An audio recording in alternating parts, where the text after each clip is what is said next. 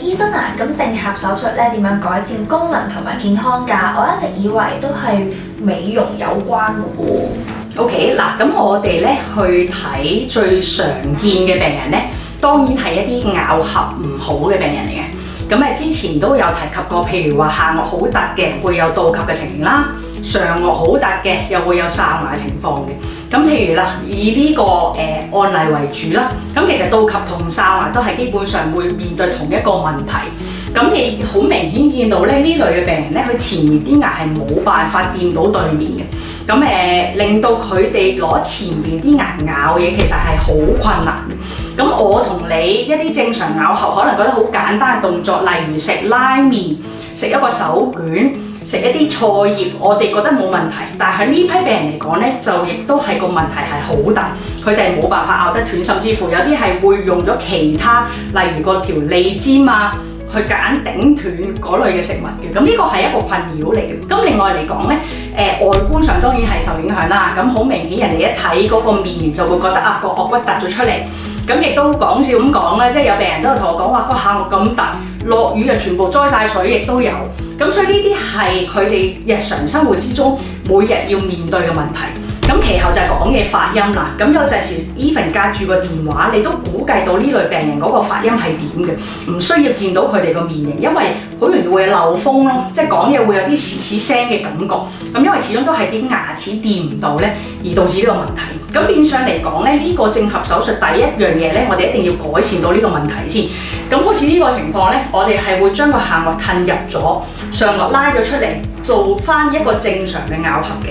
咁你會見到做完手術之後，個病人都會做一個短暫嘅箍牙啦。你會見到有啲傳統矯齒嘅牙釘喺度啦。咁因為始終做手術咧，我哋唔係逐隻牙去喐動嘅。咁始終做完一個大幅度嘅矯正之後咧，某啲牙齒嗰啲觸痛點都係未到理想得晒。咁呢個都要靠手術之後一個短暫嘅矯齒咧，去到調節翻呢啲咁嘅情況嘅。咁嗱，面型上我哋都可以睇啦。就係話，如果你過分倒及嘅時候咧，第一你笑起上嚟就會好奇怪嘅，你會不斷淨係見到下邊啲牙，亦都唔係一個正常笑容。調翻轉哨牙嗰啲咧，一笑起上嚟就會見到成個好多牙肉啊，淨係見到上顎，亦都係唔係一個美觀嘅笑容嚟。咁所以我哋改善咗之後咧，就好明顯嗰個笑容係會正常翻。另外啦，呢個病人咧，佢個倒及嘅形成咧，除咗下顎突之外咧，我哋評估過，亦都會覺得佢個上顎都有啲凹。點睇咧？其實正面呢個會睇到好多嘢。